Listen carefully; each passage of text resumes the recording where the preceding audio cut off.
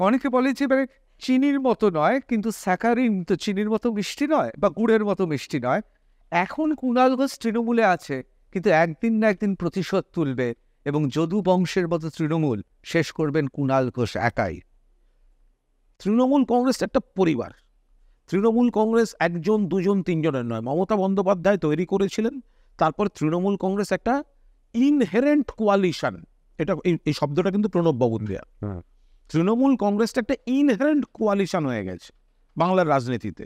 বিভিন্ন স্রোতের মানুষ এসছেন, বিভিন্ন পেশার মানুষ এসছেন, বিভিন্ন মতাদর্শের মানুষ একটা কমন মিনিমাম প্রোগ্রামের মতো ধর্মনিরপেক্ষতা, উন্নয়ন, প্রগতি, গণতন্ত্র, একটা বেসিক কয়েকটা কারণের উপর একটা জায়গায় দাঁড়িয়ে আছে। তো একজন, দুজন, তিনজন, চারজনের উপর রাগ করে আমি কেন আমার বাড়ি ছেড়ে বেরিয়ে যাব? যেদিনকে আমি বুঝতে পারছি এরা আমায় বোধ করছে, আমি সোচ্চার হচ্ছি, আমি মুখ দিয়ে বলছি, কিন্তু সেদিনও তো কিন্তু আমি আমার চাঁদাটা দলকে দিয়ে আমি তৃণমূল পরিবারকে জানাচ্ছি যে এটা আমার বাড়ি, আমাকে কিন্তু বার করে না দিলে আমি এখান থেকে যাচ্ছি না।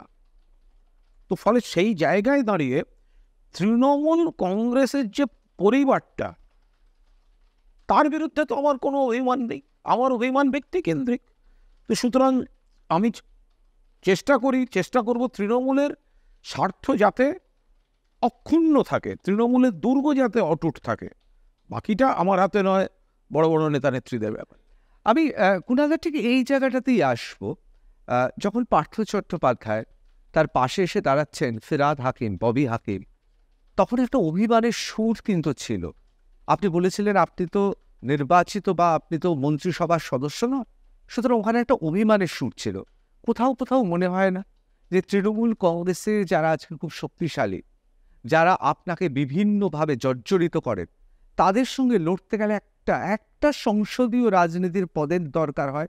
কারণ সবার ক্ষেত্রে তো অনুব্রত মণ্ডলের মতো একটা প্রান্তিক জেলা নিয়ে জুড়ে বসা সম্ভব নয়। সেক্ষেত্রে কুণাল ঘোষের মনে হয় না সমানে সমানে টক্কর দিতে হলে অন্তত মন্ত্রিসভাতে থাকাটা খুব জরুরি? আমি যে মাঝখানের কয়েকটা বছর পার্টির তথাকথিত মূল স্রোতের বাইরে গিয়ে একা বেঁচেছিলাম, এই সময়টা আমায় শিখিয়ে দিয়েছে ওপরে ঈশ্বর যদি সঙ্গে থাকে, আর যদি আমি ঠিক বলে থাকি, ঠিক ভাবনায় থাকি, ঠিক পথে থাকি, তাহলে সব পদ ফদ লাগে না। পদ ভালো জিনিস, এলে ভালো, না হলে ভালো, কিন্তু দিনের শেষে ব্যক্তি তিনি যেন একটা ধারণায় পরিণত হতে পারেন। তার সঙ্গে অমুক পদ থাকলে তিনি শক্তিশালী, আর পদহীন হলে তার শক্তি নেই। আমি চাই না কুণাল ঘোষ ওইভাবে পরিচিত থাকুক।